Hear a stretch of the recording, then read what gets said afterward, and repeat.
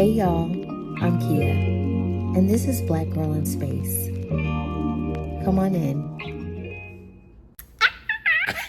Y'all, I'm sorry, I cannot, I am just like a giddy schoolgirl because I'm so excited to be here. I have been wanting to do a YouTube channel for a long time. I just never could wrap my head around it. Sometimes my brain is at capacity with introducing new things. And this was one of those things until we got to this year and I decided I was going to do some of the things that I've been saying I wanted to do, and this was one of them. And so, nothing was ever right. My hair wasn't done, or I didn't have a cute backdrop, or it was always something. And I decided I would just turn my camera on. And so here I am, we here. So I'm choosing to name this space Black Grl Space. And it's kind of me carrying over the same vibes and energy of my Substack. Over there, I talk a lot about the work that I do in AI spatial design. And I want to do some of that here, but I really wanted to make this space personal, which is why it's still really titled after me, but Black Grl Space describes who I am and what I have going on in my life right now and what I'm wanting to share here. Y'all just come with me on the journey. I promise it's going somewhere, I hope. But I love talking, as you can probably tell. I do a lot of talking to myself. I'm an Aquarius, so being in my head, talking to myself, thinking, I do that stuff for fun. Do you understand what I'm saying? I really feel like this is a great way to get a lot of that out, not just to myself, but to other people. I'm looking forward to having some really meaningful conversations here. So my thought is that I will do kind of more personal one-on-one videos, but I'll also do vlogs and take y'all along with me. Definitely don't think I want to be a type of creator where I have my camera out everywhere I go. I don't think that's the vibe that I'm going for. Kudos to all the girlies that can do that. Y'all are doing amazing things. I just don't know if that's my ministry, but I do want to share in some capacity. And so yeah, I'm looking forward to that. But I also, in terms of bringing my work into this, I want to do some videos talking about behind the designs that I do.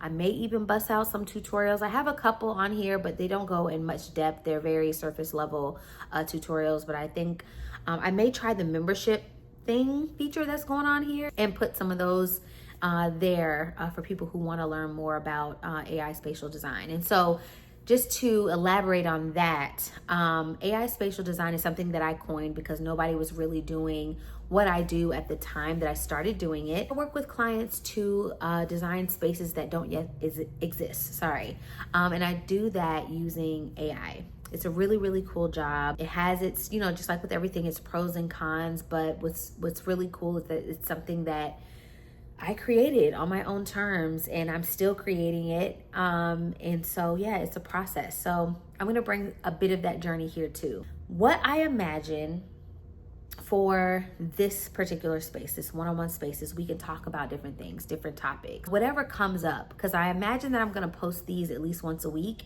I would love to be able to post them on Sunday, so that way we have the rest of the week to kind of process whatever we talk about. I want to talk about what I'm into, what books I'm reading, and stuff like that. So I think that this is a really cool container to do that in. Give me some ideas. Let me know what y'all want to see in these particular videos or on this channel, period. That would be helpful for me. And yeah, so let's get started because I do have something I want to talk to y'all about today. Okay, so something that God has really been putting in front of my face these past few weeks now is the concept of being versus doing. I'm going to talk about 3 ways that God put this in front of my face and made it obvious that this is what he's trying to tell me. It started one day where I was sitting on the couch and I was having an honest conversation with God about my career, my finances. That talk you got to have with God, okay, now things are not looking the way that, we said they were going to look, And I remember asking God, what do I do? What do I do? Just tell me what to do and I will do it. That's literally what I said. And I promise you, not even a few minutes later, because I was sitting on the couch waiting to leave the house And so I stood up to pack my bag to leave the house. And while I'm packing my bag, this thought of getting paid to exist comes in my mind, right? And so definitely not the first time I heard it. You know, if you're on social media, you've heard this before. And it's presented a lot of the times as this like woo-woo out there concept, right? But I literally remember thinking that day, like, maybe I can get paid to exist. For some reason in that moment, it clicked for me what that really means. So with this journey of AI spatial design, it really dropped in my lap. 2024 was when I discovered AI image generation, or at least started experimenting with it. My background is in graphic design. So another designer told me about Midjourney. She's like, look, well, she was already doing some really amazing things there. And I remember commenting on her work, and she was like, you need to get in here and do something. Just see what you can do with it. And the first time I went in there and like really, like I experimented with different concepts, but the concept that nailed it for me, that really blew me away was the insecure concept that I did. It was a concept about if Issa Rae's character, aka Issa, also opened up a cafe and bookstore, what would this look like? And like if the show went on and she opened this, what would it look like? And so I designed it in Midjourney, and I was blown away because I literally took something that was living in my brain and I could look at it on my computer screen, and I could not believe it. So I shared it and I was like, y'all, look what I did. It was from a place of just being creative. I never thought in a million years that I would make money from this. I never thought that people would want me to do this for them. I never thought a career would come from it. It literally just was a creative outlet at the time. And I was sharing it, not because I wanted engagement, but I was just trying to put people on. Like I was like, look at this. Look what I can do with this. Look what you can do with this. And I really didn't care what the response was. Like I didn't know what it was going to be. Like as I'm sharing it, obviously I'm seeing the response, and I'm like, okay, wow, this is something. It wasn't until somebody reached out and asked could I do it for them that I realized like, oh, this could be a thing, you know. Fast forward, in between client projects, I like to continue to do concepts that I imagine and that I want to do, just to kind of keep me creative. And not keep me creative, but keep the creative juices flowing, in other words. And so, but what I realize is that I'm getting away from where I'm creating from, or where I was creating from. When I first started, I was creating from just for the sake of being creative. I wasn't doing it for any type of result except for me expressing myself in a creative way. And I notice lately when I do my concepts, I'm doing things that I genuinely like, but the driving force behind it is, are people gonna like this? Am I gonna get engagement? Are clients gonna be knocking down my door for this one? Am I gonna, make income? And so I'm realizing this is the little voice in my head when I am doing this. And when I'm designing concepts. And so that was what kind of connected to the getting paid to exist. And literally God was answering my question in terms of like when I'm asking, what do I do? God is basically like, stop doing, exist, be, you know what I mean? And in me being, I am creating, I am doing things that light me up. I am, you know what I mean? I'm doing things for the sake of just being, not and existing, not to impress, not to get any type of result other than that. And I've gotten away from that. I realize I've gotten away from that. So anyway, that was the first time. The second time, I am in bed and I'm reading a book. I'm gonna have the book here with me. It is called Conversations with God, an Uncommon Dialogue by Neale Donald Walsh. This is part 1. I actually have part 2 as well that I didn't finish. I read this already, but I didn't finish part 2. Because it's a lot thicker. But I decided, this was sitting on my desk randomly, and I decided to pick it up and start reading it again. I have this thing where, like in particular when I'm reading my Bible, where I like to flip through the pages, and when the pages settle, that is where God is leading me to. And I usually start off with a prayer and just ask God to, guide me to what I need to know. Tell me what I need to know. And so I decided to do the same thing with this book. And it led me to chapter 12. And mind you, like, this is not like dog-eared or anything. Like, it's not, you know, there's no break in the book there, nothing. So I end up in chapter 12, and I'm gonna read this to y'all because it's just a little part, but I'm just gonna tell you ahead of time, I can't make this up. I cannot make this up. So again, I'm going into this after asking God the question, what do I do? God has already kind of given me the answer, and the answer is to be and not do.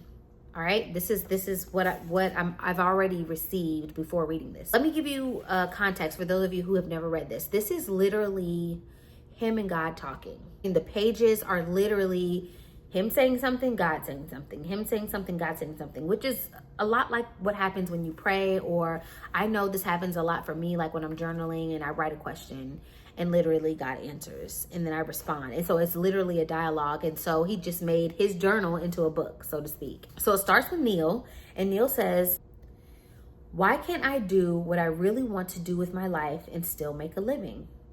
What? This is God. You mean you actually want to have fun in your life and still earn your keep? Brother, are you dreaming? Neale's like, what? God says, only kidding. Just doing a little mind reading, that's all. You see, that's been your thought about it. Neale's like, it's been my experience.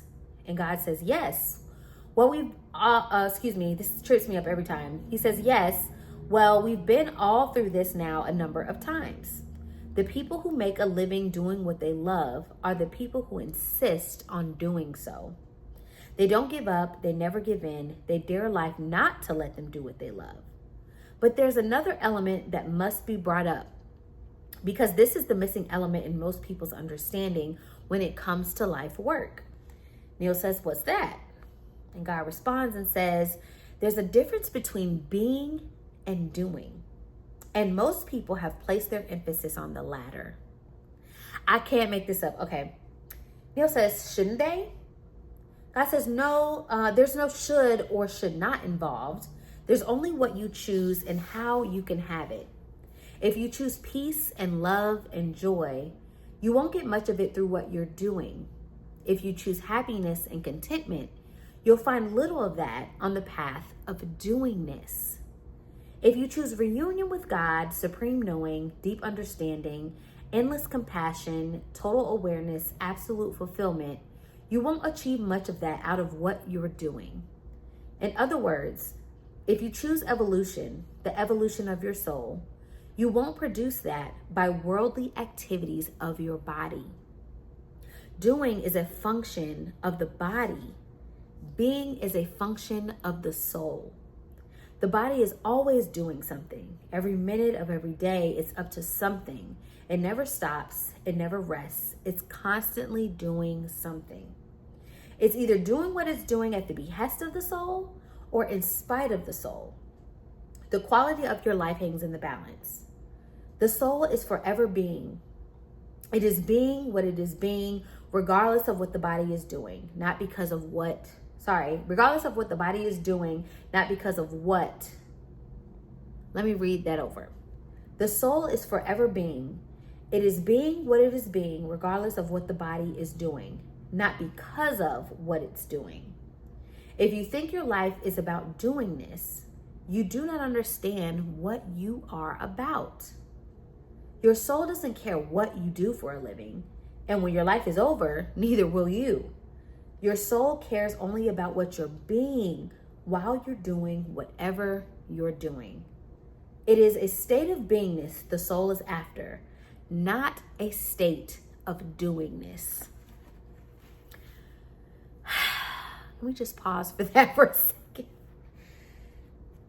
Y'all, I promise you, now there's a lot that's unclear in my life that I really need God to bring clarity to, for sure. But when God makes things clear, he makes them crystal. Do you understand what I'm saying? So this is the second time now that God has talked about or giving me the message of, or download, or whatever you call it, of being versus doing. And it all, again, I'm keep reiterating this, it came from the question, what do I do? And a lot of times we do that and we're like, God's not answering us. you know what I'm saying? And I have my thoughts on God and all those things, and that's a whole nother conversation for another day in video. But for the sake of this conversation, you know, a lot of times we're asking God like what to do, and we think that we're not getting an answer, and we are. So that was 2. 3, this is the last time. There was actually a fourth encounter, but I'm not going to talk about that one. But the third one, I was in the shower a couple days ago in the morning. And so I'm saying like my morning prayer. I'm trying to like, you know, start the day with gratitude. And I already, like when I ask God for things, I don't ask, I thank him for them as if it's already done. So I'm thanking God, and I'm like, thank you for helping me be and not do today. And thank you for bringing it to my attention when I'm doing, so I can get back to being. I can get back to myself, right? So I'm saying that, y'all, and I turn around, and in my shower, I have a shelf with my shampoo and conditioner. And in big, bold letters, I see the word Being. The name of the brand of my shampoo and conditioner is Being. Being. Do y'all understand what I'm saying? I turn around after I'm asking God to, or thanking him for helping me to be. And I turn around and I see the word Being. And these are in big, bold, like letters on the side of this bottle. I should insert a picture. Because I can't, like, you can't, and all I could do is laugh and keep saying you can't make this up.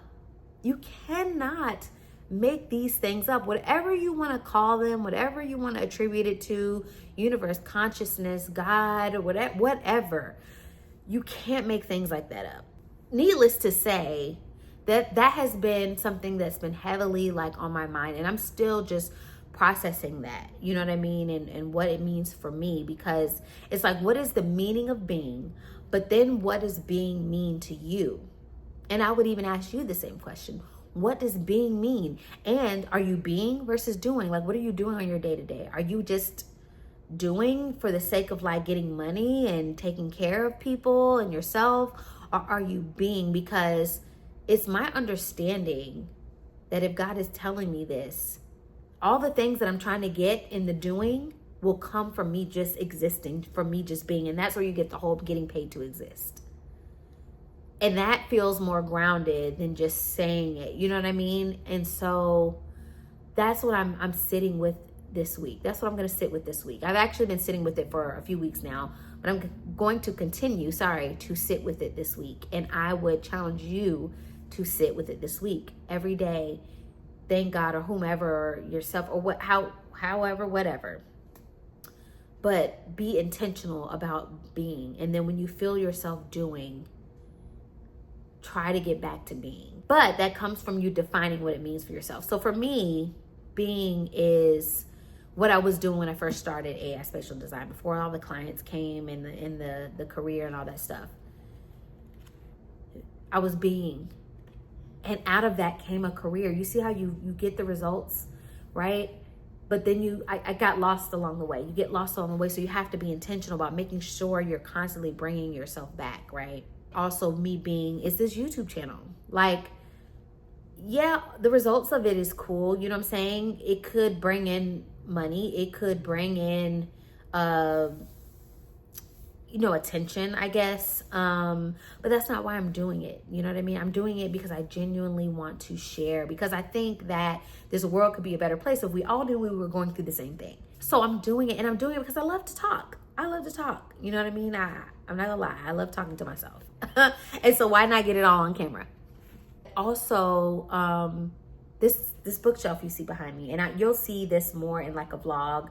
I will talk more about it, and you'll see some clips of me putting it together. But that was me being. Like, I literally got inspired by a video I saw on YouTube of, and it wasn't anybody doing a bookshelf, but it was a YouTuber that was talking about book influencers, you know. And I thought, I'm like, let me put my bookshelf together. So I just got inspired out of the blue one day.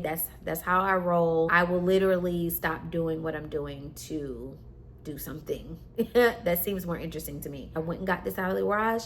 I got my books, and I spent the rest of like the evening kind of putting this together. And It's cute. Ain't she cute, y'all? Can you see? And so obviously I'm gonna keep adding to my collection because I do love to read. But yeah, that was me existing. That was Kia being. Same thing with this video. This is Kia. This is Kia being her. So I just would challenge you with that for the rest of the week to be intentional about that and just kind of do a checks and balances with yourself, you know? Now, I would love to share with y'all what I am reading, okay? So I'm going to preface this by saying I joined a book club, okay? And let me just make it clear, I've joined several. I've joined several book clubs. I am definitely that girl that makes plans, and then when it comes down to actually doing the plans, I hate that I made the plans in the first place. So I've joined several book clubs, but when it came down to like getting the book and actually participating, it just never, I just never went through with it. And I think it's timing because honestly, a lot of times I would try to jump in the middle and then it didn't really make sense to buy the book. So it became about waiting until the next month. But by the time I get to the next month, I'm on to something else. So this particular book club came to me through someone. I had an event actually called Show and Tell where it was about 10 or so Black women, and one of them is a part of a book club called Thicker Plots here in Atlanta. They meet in person. And right away, first of all, the name got me, okay? And then I looked it up and I realized like it's a bunch of Black women reading Black authored books. At least that's my understanding. And it was like the end of May. It was like that weekend, that last weekend in May. And so Monday was June 1st. And so I was like, this is perfect timing. So I ordered the book and now I'm reading it. This is what we're reading. We are reading Imani Thompson's book called Honey. From what I gather, she is a Black British author. And the story is told from the perspective of a Black woman at a Black woman who is a professor at a university.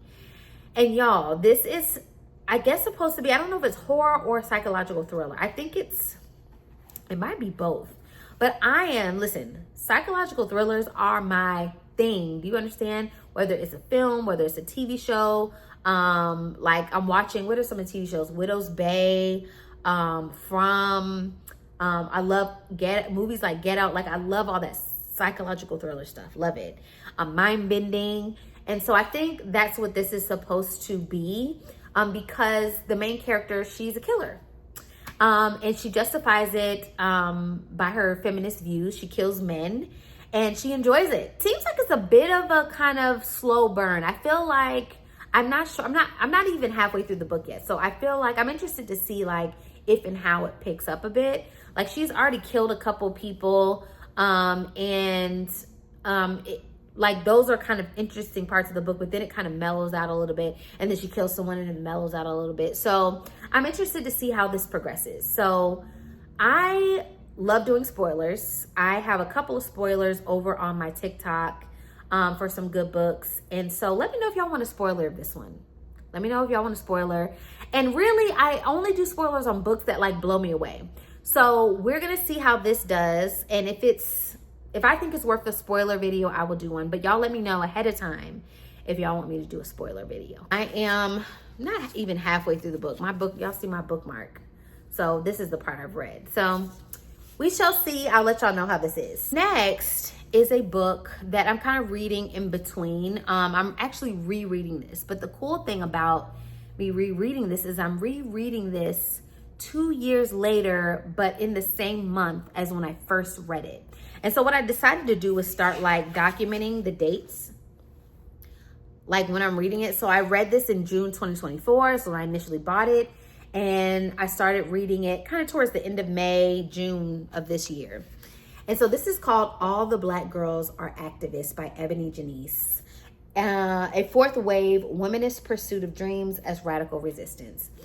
And y'all, I got into womanism or studying it at least in 2024, I think, when I bought this book. And so I kind of set it aside and you know, moved on a little bit, but I've been led back to it. And so that's why I decided to pick it up again, and I'm going to do a little more studying. Something you should know about me is like I'm not religious or anything, but I am very inquisitive. Like I want to know all there is to know. Some people are good with not knowing. certain things. Some people are good with just knowing what they know. I want to know all the things. And so, especially when it comes to God and spirituality, because it's so controversial and I just, parts of me wonder, should I like go to divinity school or get like a theology degree of some sort or take a course? Because I really want to, like, I don't want to speculate. Like, I want to know. And honestly, when it comes to God, I don't think anybody's ever going to know everything. But at least, if I place myself in an environment where facts are being shared, I can at least take those facts, put them with my own beliefs and spirituality and figure it out from there. I love the concept of womanism because it talks about God and Black women. It talks about Black women's experience of God. It goes through the Bible. One of the characters in the Bible that womanism is built on is Hagar. And she was an Egyptian slave. And so she was Abraham and Sarah's Egyptian slave. So if you don't know the whole story, it's in Genesis. But anyway, I'm rereading this is what I'm trying to say. I'm rereading this. And that's the reason why I'm rereading this. But it's really, really, really, really good. And it's a quick and easy read. But can we get into the cover? Can we talk about the cover? If you want to join me in reading either of these, or if you want to join Thicker Plots, it's still time. We're not even halfway through the month. They're on Instagram at Thicker Plots. But yeah, so that's what I'm reading. What are y'all reading? Put it in the comments because I'm trying to do better at staying on. There's an app. Those of you who are active on Fable, which is the app where, you know, people host book clubs.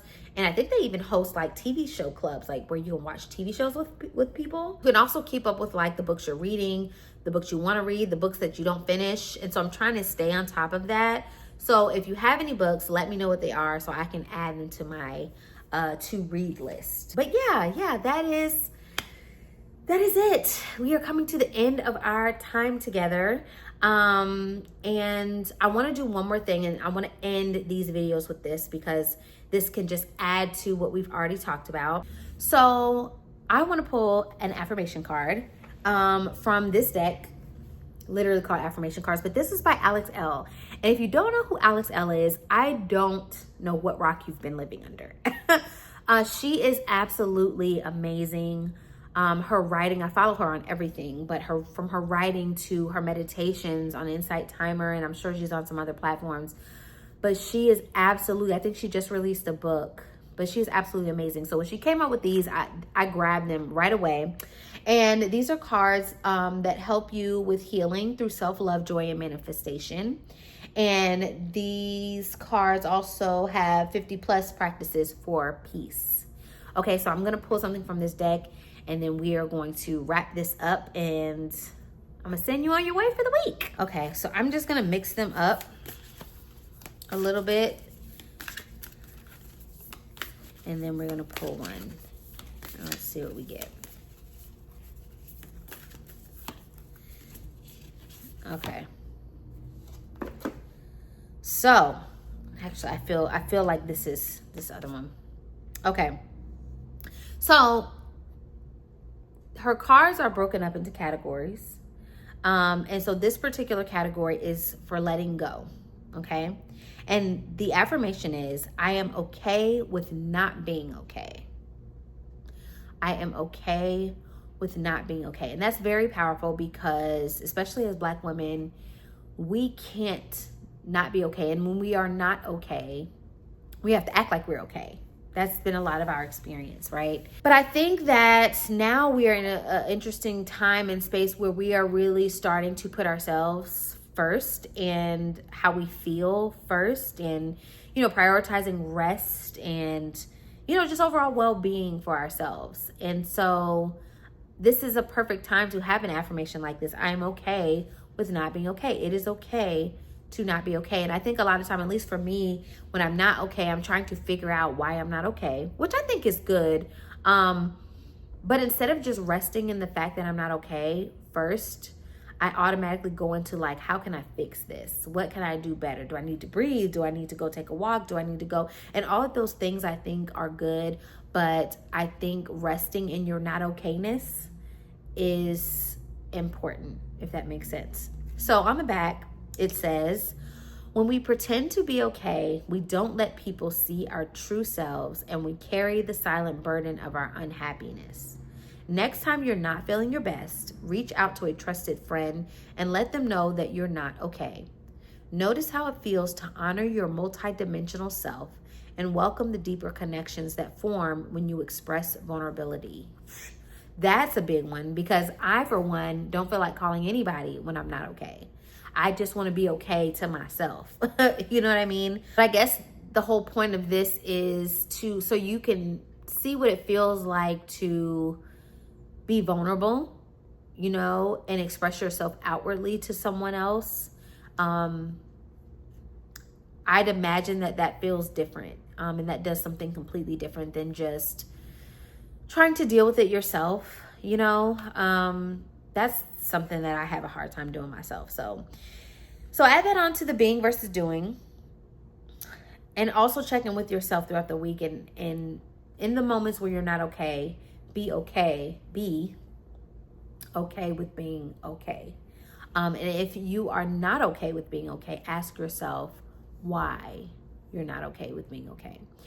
And also challenge yourself when you're not okay to express it outwardly to someone that you trust and see like how you feel. Because I'm interested to know, because I don't generally do that myself. So we've got a lot to think about this week, y'all. We've got a lot to do. So please leave comments today, throughout the week. Let me know how you're feeling. Let me know how this resonated with you, if it resonated with you. And this is my first video, so I really want to know what y'all think. I really do. But yeah, that's it. I hope you all are having an amazing Sunday. I hope you all have an amazing upcoming week. I think Juneteenth is this weekend, Friday. And Father's Day is on Sunday. So shout out to all the dads in whatever capacity you're a dad. Yeah, I love y'all. I love y'all already. I don't know y'all, but I love y'all. But anyway, I'll talk to y'all next week. Bye.